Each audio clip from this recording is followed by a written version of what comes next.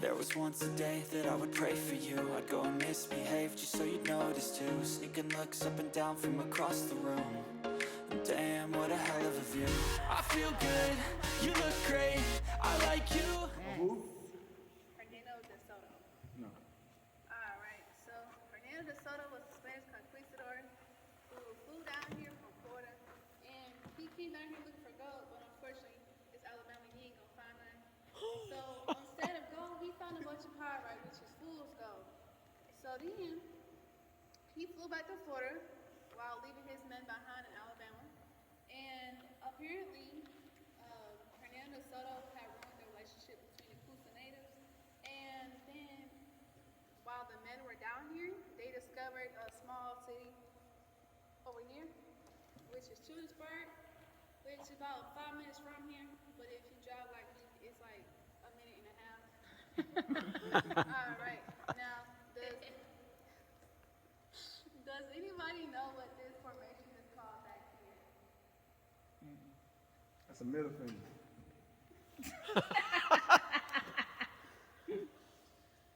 That's a good guess, though. That's a middle finger for sure. Stalactite or stalagmite. Okay, yes. One of them? It's called a stalagmite. Yeah. Now, does anybody know what this is called? Stalactite. Now, does anybody know how tall from the base of the stage right here all the way to the second? No. 50 feet. It's more than that, but not.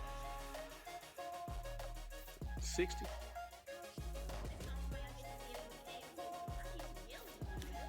I know, right? You echo? You echo?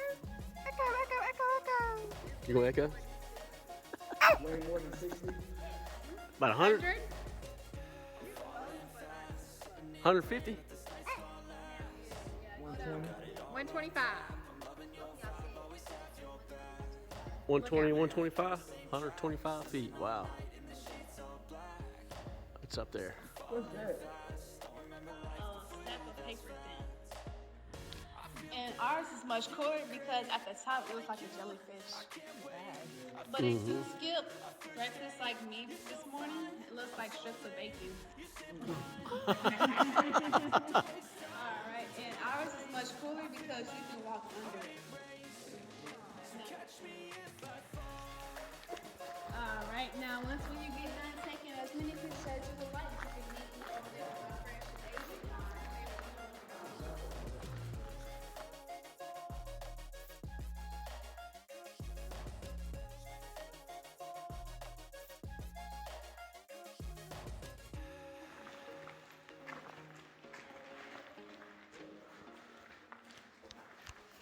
So that's the second largest formation of stalactites in the world, and the first was in Dubai, or the cave near Dubai.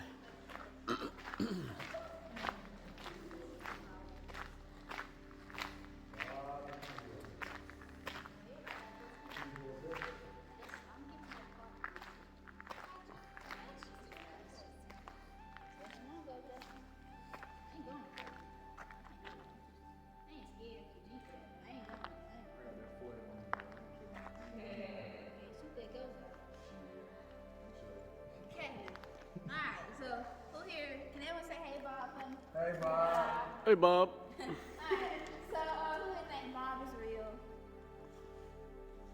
Yeah, you better know it's here. Okay, alright.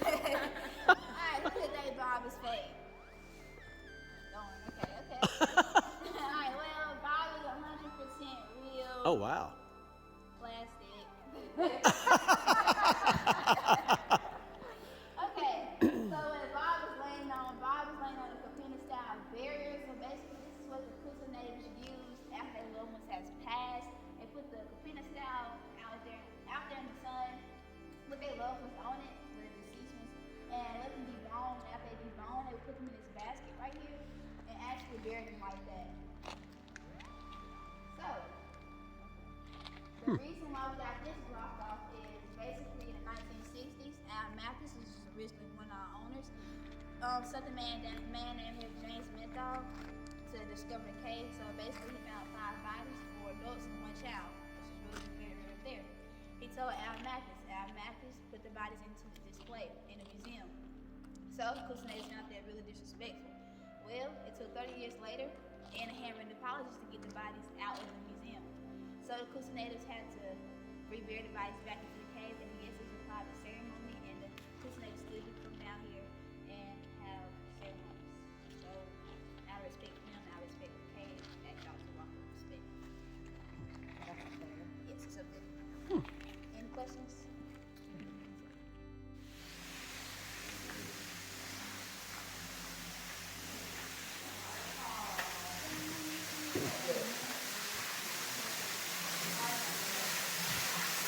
Oh, wow.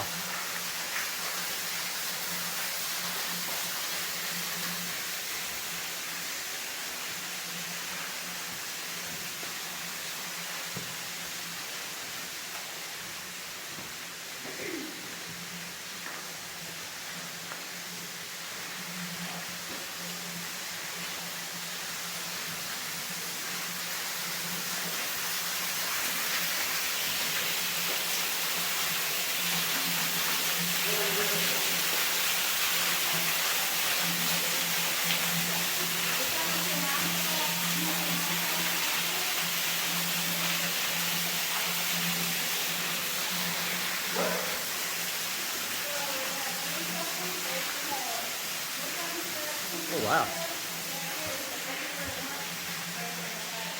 Pretty cool.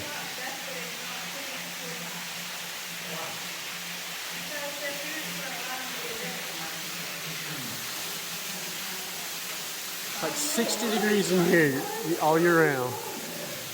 See on that clock.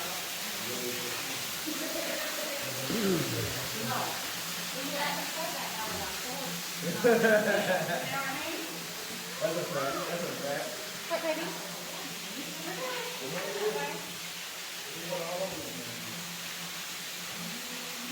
It's neat.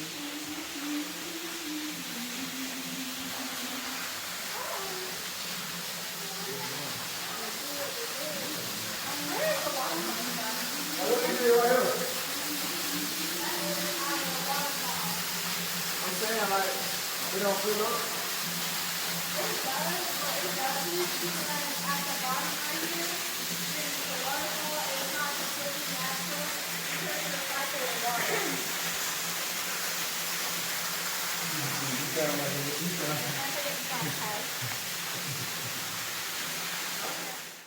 It's not heavy to me, but it could possibly be heavy to some of you guys. Oh, this not heavy. I know. That thing heavy as hell. Well, I lift weights though, so that just kind of hurt my feelings though. pick So. it up. All right. It's not that. Baby girl, you Oh, gotta that jug. add into it. You can't just bend over and do that. Go ahead, baby. Does anyone else want to try picking up this jug? I'll pick it up. It's really. It's not Okay, look at mama. Mama. Good me picking it up. Go ahead, all mama. right. Go for it. You gotta pick it up. Oh, yeah, yeah. Pick it up. Is that for you to pick it up? Oh, yeah. Oh, look at you. Is moonshiner now? Is it? We can taste some of the moonshine? Can we take some of that moonshine? See, it's not fresh. Oh, it's not fresh. It's probably about 200 years old. It just gets better with age. That's right. Come on, yeah. It just depends on if you You see go. what I'm saying? Ain't that heavy? That's heavy. It ain't that heavy.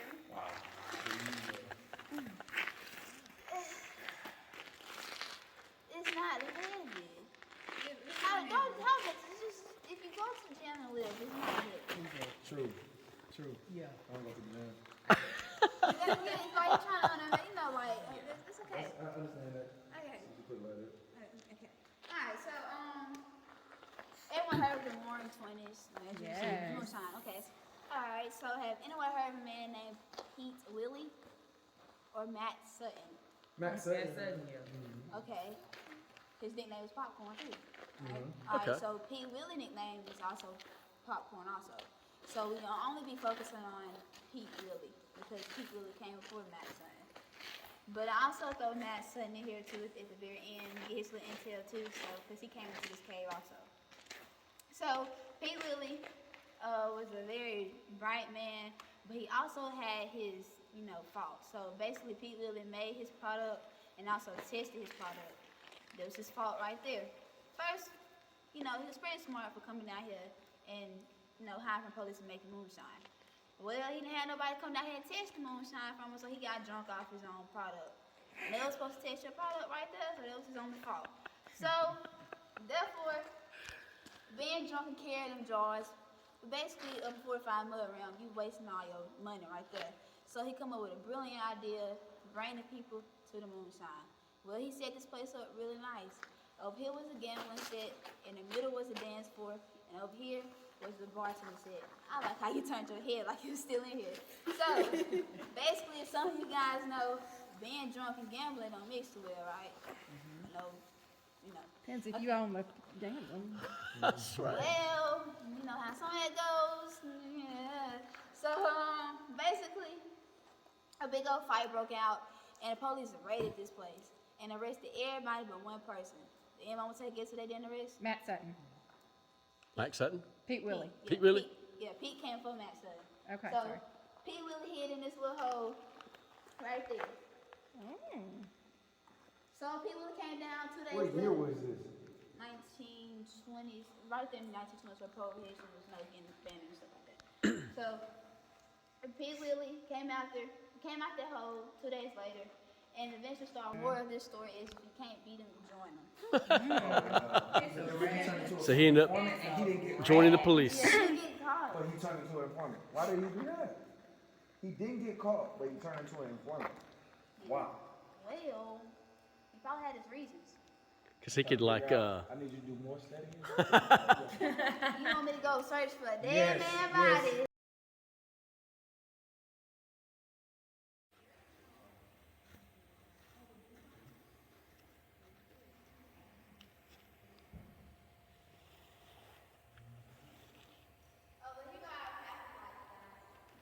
Oh, wow. That's cool.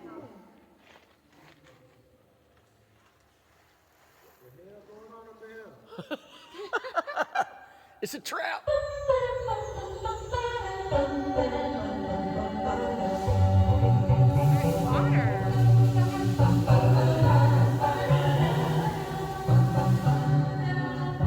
Christmas, a time of celebration, giving of gifts, and enjoying family.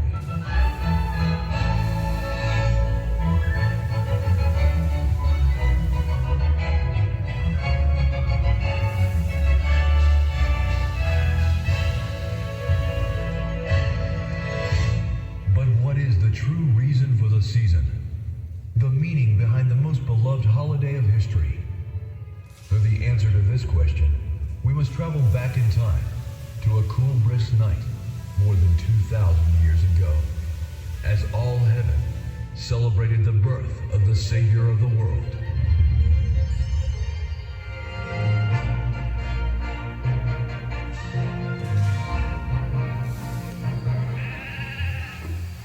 In the days of Caesar Augustus, suddenly, the angel of the Lord stood before them.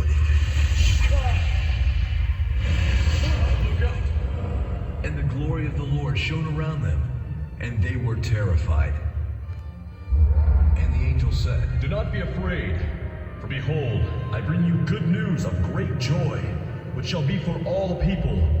For unto you is born this day in the city of David a Savior, who is Christ the Lord. And this will be a sign unto you. You will find the baby wrapped in swaddling clothes, lying in a manger.